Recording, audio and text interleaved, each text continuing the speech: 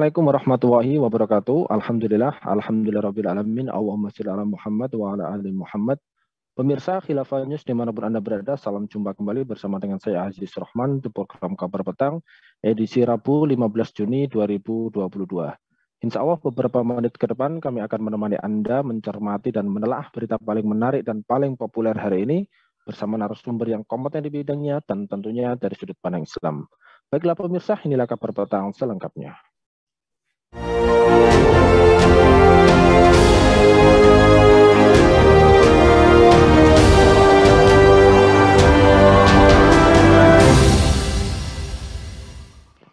Pemirsa, polisi Mumbai, India telah mendaftarkan kasus Nupur Sharma, juru bicara Partai Bharatiya Janata (BJP), partai berkuasa pimpinan Perdana Menteri India Narendra Modi, dan beberapa orang lain yang dituduh telah mengganggu ketertiban umum dan menghasut melalui media sosial pada Kamis 9 Juni lalu. Kasus ini bermula dari pernyataan Sharma dalam debat di televisi 2 pekan lalu yang dituduh telah menghina Nabi Muhammad SAW. Komentar Sharma memicu protes dari kalangan Muslim India.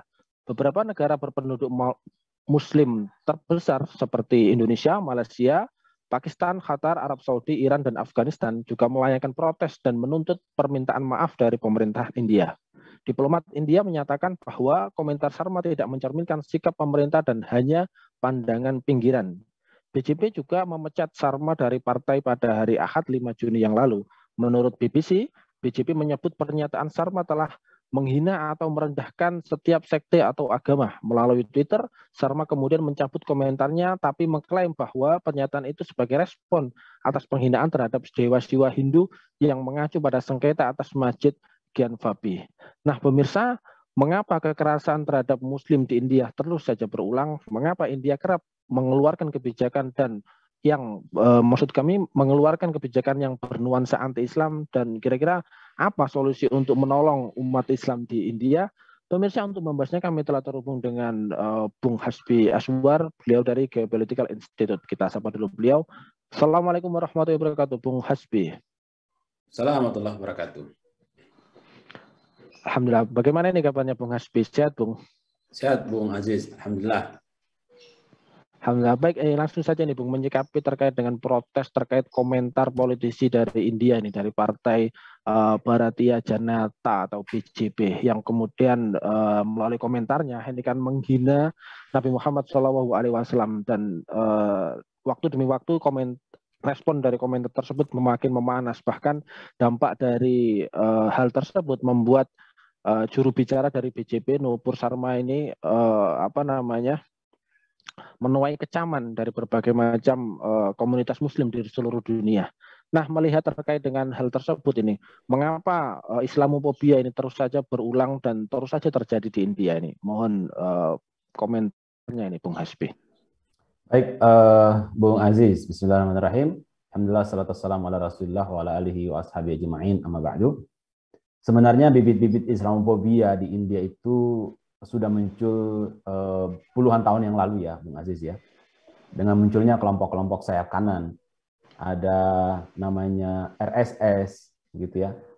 Yang singkatannya saya kurang hafal begitu, tapi kelompok-kelompok ini itu berafiliasi dengan partai yang berkuasa sekarang, BJP, Bharatiya Janata Party, yang sekarang menjadi partai penguasa dan kemudian berhasil berkuasa selama 2 periode, 2014, 2018, kemudian 2018, 2024 gitu.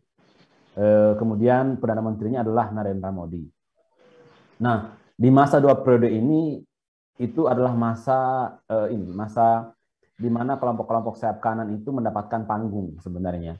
Walaupun sebelum itu sudah ada gerakan itu. BJP itu sudah ada lama, dan ormas-ormas nasionalis Hindu mereka yang sangat rasis anti-Islam itu sudah dari dulu sebenarnya mengangkat isu Islamophobia ini. Tapi mereka mendapatkan tempat itu di 2 rezim atau di 2 periode rezim BJP atau rezim Narendra Modi ini.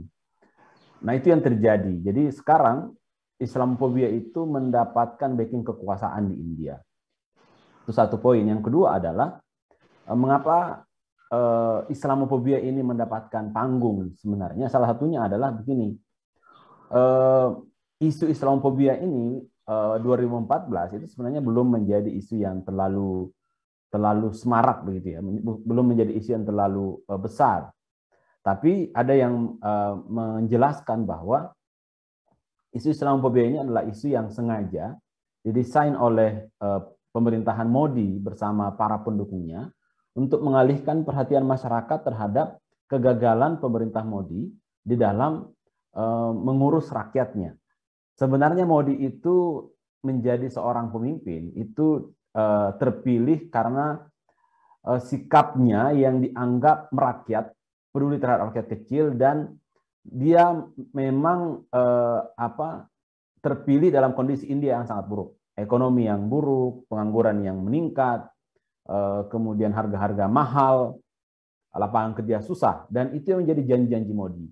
Nah, cuman 4 tahun pemerintahan Modi ternyata itu tidak membuat India lebih baik.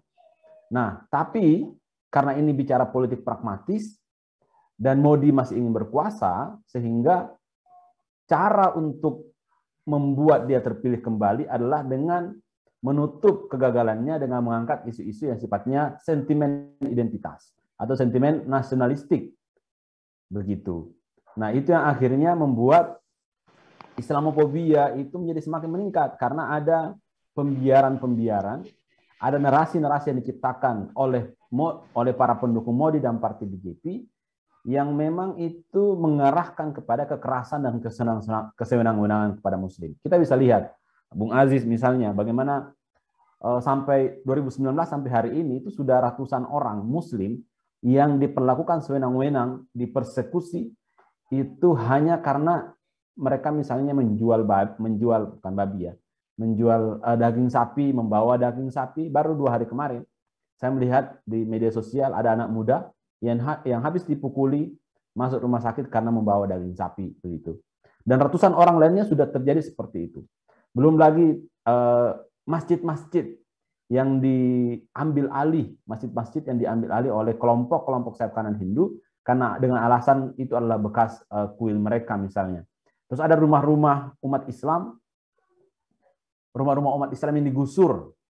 Dan biasanya rumah-rumah ini biasanya adalah rumah-rumah aktivis atau orang-orang yang menentang kebijakan pemerintah. Itu digusur dengan alasan-alasan tertentu untuk melegitimasi itu. Belum lagi ada hijab, pelarangan hijab di sekolah atau di perguruan tinggi yang kita lihat beberapa bulan kemarin. Ada banyak sekali ya peristiwa-peristiwa Islamofobia atau kekerasan-kekerasan pada kaum muslimin di India yang terjadi karena pembiaran dan karena motivasi dan provokasi oleh kelompok-kelompok pendukung pemerintah. Dan pemerintah tidak berbuat sedikit pun begitu. Tidak berbuat sedikit pun untuk menciptakan kondisi aman, damai, dan memberikan perlindungan kepada kaum muslimin. Nah, walaupun memang pemerintah India seperti misalnya di dalam isu Nupur Sharma beberapa hari ini ya, pemerintah mengatakan ini bukanlah sikap pemerintah. Pemerintah selalu menghormati kerukunan. Tapi sikap pembiaran pemerintah selama ini terhadap kriminalisasi yang dilakukan oleh BJP dan para pendukungnya itu adalah bukti bahwa pemerintah membiarkan itu terjadi. Ya, proses pembiaran, kesewenang-wenangan terjadi di masyarakat itu sebenarnya adalah bagian dari kebijakan juga. Kebijakan apa? Membiarkan kaum muslimin diperlakukan sewenang-wenang begitu, tanpa memberikan perlindungan. Nah, dari sini bisa kita simpulkan bahwa pemerintahan India terlibat sebenarnya secara langsung untuk menciptakan Islamofobia ini. Gitu kira-kira. Ya, baik Bung. Ini kalau melihat atau mencermati dari pendapat Anda tadi, ini kan kita melihat ya, ternyata banyak sekali ya, atau bahkan bisa kita lihat sering ya, pemerintah atau di India ini banyak sekali kebijakan-kebijakan atau bahkan sentimen-sentimen anti-Islam. Ya. Bahkan ketika mereka berkuasa berkali-kali, itu pun masih saja ya sentimen kebijakan anti-Islam itu terus saja berulang terjadi. Nah, kalau melihat terkait dengan fakta tersebut, apakah ini adalah sebuah bukti dari sistem sekuler demokrasi ya, yang tidak mampu untuk menyelesaikan masalah ini secara adil begitu? Ya, saya kira ini jawabannya sudah jelas sekali ya, Bung Aziz ya. Demokrasi, kemudian HAM, ya, liberalisme itu kan punya keyakinan dan punya janji-janji untuk menciptakan masyarakat yang solidaritas, yang setara, yang bersaudara, yang bersahabat. Tapi apa yang kita lihat sampai hari ini tidak ada satu contoh pun negara demokrasi yang menerapkan itu. Bahkan kecenderungan sekarang negara-negara demokrasi adalah menjadi otoriter. Kenapa demikian? Karena demokrasi tidak bisa menciptakan dan tidak bisa menjamin politik yang sehat. Itu yang terjadi. Di mana-mana demokrasi itu menciptakan kemiskinan, menciptakan kesenjangan, hanya memperkaya orang-orang yang punya harta saja. Begitu. Belum lagi bicara masalah moralitas yang rusak, begitu, pengangguran yang tinggi, lapangan kerja yang kurang, dan banyak sekali masalah-masalah yang terjadi. Saya kira ini adalah persoalan demokrasi dan sekularisme global yang terjadi.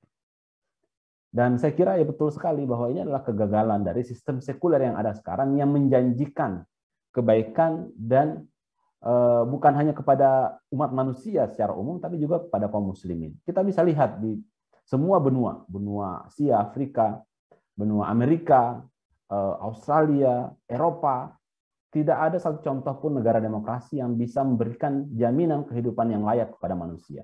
Di Amerika bahkan Amerika pun begitu.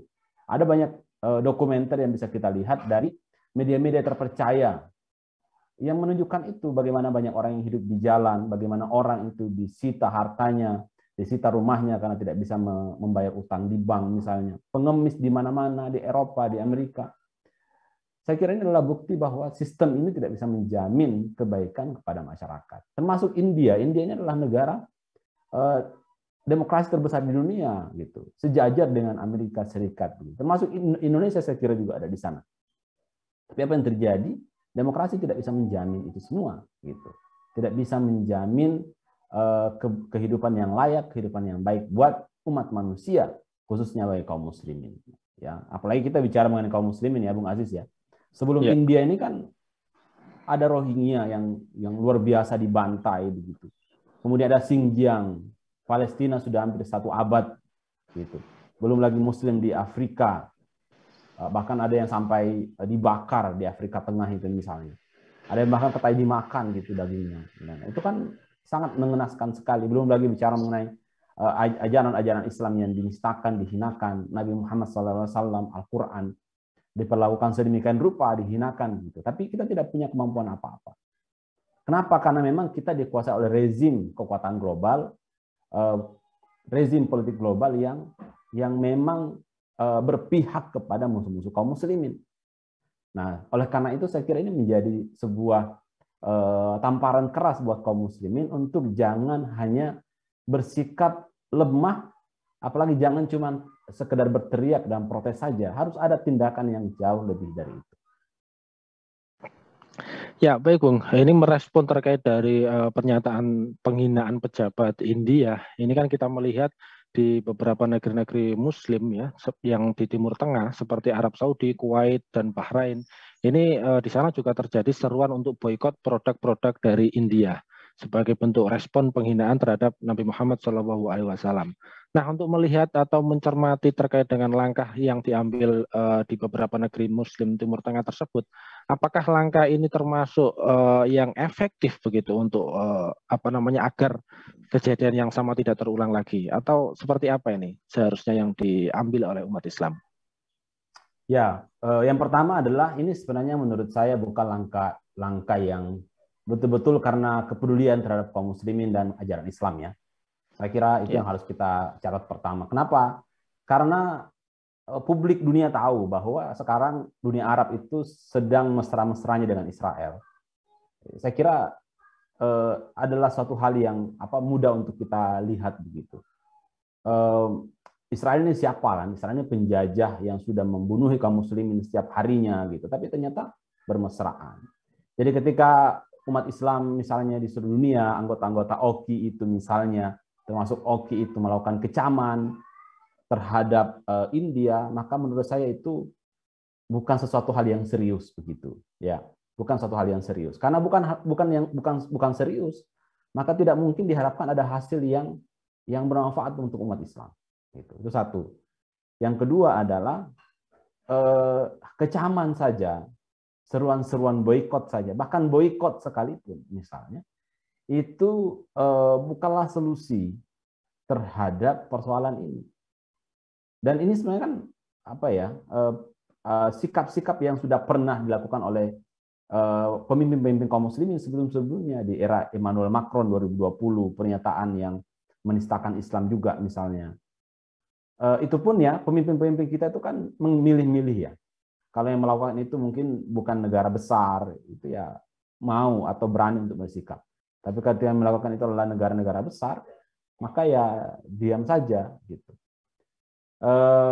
Tapi poinnya adalah memberikan kecaman itu tidak akan menyelesaikan masalah. Begitu. Walaupun sebenarnya kita punya power, kita punya kekuatan untuk bisa bersikap lebih gitu. Kenapa? Karena kita itu punya potensi besar, kita punya kekuatan besar sebenarnya membuat negara-negara lain, termasuk India itu mau untuk terpaksa atau mau untuk bertekuk lutut ke kita gitu. Contohnya apa? India itu adalah pemasok 65% ya minyak dan gas dari Timur Tengah, khususnya dari negara-negara Arab gitu. Ada 6 juta orang lebih orang India yang bekerja di Arab. Nah, ini sebenarnya bisa jadi senjata negara-negara Arab misalnya untuk menekan India. Gitu. Jangan sampai menekan dalam artian bahwa untuk memastikan umat Islam di India itu diberikan hak-haknya gitu. Untuk menghentikan sikap kriminalitas dari BJP dan para pendukungnya. Diberikan ancaman itu, saya kira India akan berpikir ulang gitu. Ketika pemerintahan kaum muslimin atau negara-negara kaum muslimin mau melakukan itu. Tapi pertanyaannya kenapa mereka tidak mau melakukan itu? Karena memang loyalitas pemimpin-pemimpin kaum muslimin sekarang itu bukan lagi kepada Islam, tapi kepada kepentingan nasional begitu. Kepentingan nasional, kepentingan ekonomi, kepentingan politik mereka dan lain-lain sebagainya begitu. Nah, ini saya kira menjadi problem mendasar kenapa pemimpin-pemimpin kaum muslimin tidak berani mengambil sikap lebih. Karena mereka bukan lagi berpihak kepada ajaran Islam dan kaum muslimin. Keberpihakan mereka kepada kepentingan nasional mereka. Bahkan seruan, ancaman, kecaman yang ada sekarang itu sekedar untuk mengamankan kepentingan nasional saja gitu. Kenapa saya mengatakan demikian? Misalnya Bung Aziz, seandainya pernyataan pelecehan Nupur Sharma ini tidak direspon oleh pemimpin kaum muslimin, apa yang terjadi? Umat Islam akan berontak pastinya. Umat Islam akan mengkritik keras para pemimpinnya gitu. Supaya itu tidak terjadi, keluarlah kecaman-kecaman. Supaya apa? Supaya publik kaum muslimin itu diam. Itu saja sebenarnya kepentingannya. Jadi jangan berharap pemimpin-pemimpin yang ada sekarang itu berusaha melindungi kaum muslimin secara 100%. Jangan berharap pemimpin-pemimpin sekarang seperti Abdul Hamid II yang pernah mengancam perwakilan dari Prancis di Turki untuk menghentikan rencana rencana pagelaran seni yang menghinakan Nabi Muhammad SAW. Kenapa berbeda? Karena memang asasnya berbeda. Kalau Sultan Abdul Hamid II itu adalah murni pemimpin kaum muslimin dan dipilih untuk membela kaum muslimin. Kalau yang ada sekarang bukan. Pemimpin yang ada sekarang adalah pemimpin yang dipilih atau mengangkat diri mereka untuk kepentingan nasional mereka saja. Jadi berbeda. Nah, gitu kira-kira. Ya, baik. Lantas kemudian dengan melihat reaksi yang dilakukan oleh dunia muslim, terutama pemimpin-pemimpin kaum muslimin yang seperti itu, ya, terutama mungkin di Indonesia sebagai negeri muslim terbesar, ini kira-kira apa ini masukan yang bisa kita berikan kepada penguasa negeri kita agar bisa berbuat lebih begitu untuk menolong saudara-saudara kita di India begitu. Baik, Bung Aziz, saya kira kita kalau di Indonesia ya, kita itu punya dalam konstitusi kita itu adalah negara yang punya misi sebenarnya, punya misi global, yaitu untuk menciptakan perdamaian dunia, menghapuskan penjajahan kan. Saya kira itu jelas sekali tercantum dalam pembukaan Undang-Undang Dasar 1945. Saya kira dengan mengikuti ini saja seharusnya kita harus bisa untuk bersikap lebih aktif begitu. Cuma masalahnya kan kita nggak punya nyali satu. Yang kedua adalah kita takut untuk menghadapi kekuatan-kekuatan politik yang mungkin sama atau lebih dari kita. Nah, nyali yang tidak ada menurut saya di pemimpin-pemimpin kita. Kenapa ya? Karena memang seperti yang saya bilang tadi, loyalitasnya bukan lagi kepada kebenaran. Loyalitasnya bukan lagi kepada Islam, tapi kepada yang lain, begitu. Kepada kepentingan bangsa. Semuanya mengatasnamakan kepentingan bangsa, kepentingan nasional. Padahal sebenarnya kepentingan Islam itu atau kepentingan akidah itu seharusnya menjadi kepentingan yang utama dibanding dari kepentingan-kepentingan yang lain. Gitu. Nah, ini yang tidak ada, saya kira, dalam dalam keyakinan pemimpin-pemimpin kita. Oleh karena itu,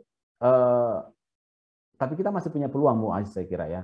Kita masih punya peluang dari siapa? Dari rakyat. Nah, rakyat atau umat ya, umat kaum muslim ini harus, menurut saya, harus aktif untuk mendorong atau untuk menekan pemerintah untuk bersikap lebih kuat. Ya, kalau memang pemerintahnya tidak bisa, ya sudah, kita harus berpikir untuk mengganti rezim, untuk mengganti pemimpin, untuk membantu kekuasaan yang lebih berpihak kepada kaum muslimin, yang memang loyalitasnya hanya kepada Islam. Saya kira hanya itu solusinya. Termasuk juga di dunia Arab gitu ya. Ganti pemimpin, ganti raja, ganti perdana menteri, ya tidak akan mengubah apapun. Kenapa? Karena loyalitas para pemimpin, termasuk juga sistem politik yang dibangun itu memang didesain bukan untuk Islam. Nah, saya kira ini seruan kepada seluruh kaum muslimin di seluruh dunia untuk kita harus mulai berpikir untuk bagaimana menciptakan kekuasaan, menciptakan pemerintahan, kepemimpinan yang memang terpilih atau diangkat untuk kepentingan kaum muslimin. Saya kira hanya dengan itu saja solusi untuk jangka panjang agar kaum muslimin itu tidak gampang menjadi objek permainan dari orang-orang kafir gitu. Eksploitasi, penjajahan, gambaran-gambaran buruk, gambaran-gambaran negatif. Nah, saya kira semua itu kan hanya sebenarnya simple saja gitu. Ini bicara mengenai kekuasaan yang tidak ada di tangan kaum muslimin. Saya kira itu yang harus kita menjadi bagian dari perjuangan jangka panjang kita untuk menyadarkan umat, untuk menyadarkan kaum muslimin secara keseluruhan bahwa kita butuh bersatu untuk menciptakan kekuasaan politik sehingga kita bisa menghadapi lawan-lawan kita dengan mudah dan tidak ada yang bisa dengan sewenang-wenang dan dengan mudahnya untuk menyakiti atau menistakan ajaran-ajaran Islam. Ya, baik Bung. Berarti kita untuk mengakhiri siklus kekerasan dan kebencian ya, dari kebijakan anti-Islam di India, kaum muslimin harus bersatu dan dengan pemerintahan Islam, begitu ya? Ya, hanya dengan itu, Bung Aziz. Karena kalau pemerintahan sekuler yang ada sekarang kan kita lihat sendiri. Mereka sikapnya mereka seperti apa dan kepentingannya seperti apa. Karena yang menjadi penentu gerak sebuah negara itu kan sebenarnya ideologinya ya, cara pandangnya gitu. Kalau cara pandangnya itu pragmatis, sekuler, ya saya kira tidak akan bisa menciptakan negara yang kuat untuk melindungi kaum muslimin. Tapi kalau cara pandangnya adalah Islam dan kemudian ajaran yang diterapkan adalah ajaran Islam, loyalitasnya hanya kepada Allah Subhanahu wa taala, gitu saya kira ya hanya ini yang bisa melindungi kaum muslimin. Karena tidak ada dalam sejarah satupun saya kira pasca keruntuhan Turki Utsmani atau Khilafah Utsmani tidak ada sejarah satupun yang berhasil melindungi kaum muslimin. Kecuali dengan hanya dengan kekuasaan kaum muslimin yang pernah ada di era-era sebelumnya. Sampai hari ini ya, pasca 1924 sampai hari ini tidak ada. Bahkan 50 negara lebih bersatu di OKI. OKI itu berdiri karena apa? Dengan alasan apa? Al-Quds dibakar waktu itu 1970-an. Tapi apakah penjajahan Israel terhadap Palestina selesai sampai hari ini? Tidak. Kenapa? Karena kita tidak punya kekuatan dan kekuasaan. Karena kita sekarang tunduk oleh kekuatan dan kekuasaan politik global yang dipimpin oleh Amerika Serikat, Barat, dan ideologi sekuler. Ini harus kita hancurkan semua menurut saya. Harus dekonstruksi ya. Harus membersihkan ini dari tengah-tengah kaum muslimin. Gitu. Saya kira tidak ada alternatif yang lain, Bung Aziz. Ya, kita harus kembali kepada Islam. Kita harus memahami kontribusi Islam dalam sejarah. Kita harus paham ajaran-ajaran Islam, perintah-perintah Islam, sehingga apa? Ya kita bisa lebih semangat, lebih kuat, dan yakin bahwa hanya itu yang menjadi solusi kaum muslimin yang ada saat ini. Ya baik, Mas Jawa, ini penjelasan dan pencerahan yang luar biasa ini. Mudah-mudahan kasus ini bisa segera berakhir dan kemudian tidak terjadi lagi penghinaan-penghinaan terhadap Rasulullah dan juga umat Islam. Terima kasih jazakumullah khairan katsiran kepada Bung Hasbi Aswar telah hadir dan berkenan untuk berbagi sharing di Kabar Petang pada edisi kali ini. Insya Allah nanti kita ketemu lagi di lain waktu dan juga di lain kesempatan. Assalamualaikum warahmatullahi wabarakatuh, Bung Hasbi Aswar. Waalaikumsalam warahmatullahi wabarakatuh. Baik, pemirsa, demikianlah Kabar Petang pada edisi kali ini. Semoga Anda mendapatkan banyak manfaat dari acara kami. Jangan lupa saksikan kami besok di jam dan channel yang sama. Dan jangan lupa juga like, comment, share, subscribe, serta klik tekan tombol loncengnya agar tidak ketinggalan update terbaru dari Khilafah News. Karena hanya di sinilah Anda akan mendapatkan informasi aktual terpopuler dan tentunya dari sudut pandang Islam. Akhirnya saya Aziz Rahman beserta seluruh kru yang bertugas undur diri. Wassalamualaikum warahmatullahi wabarakatuh.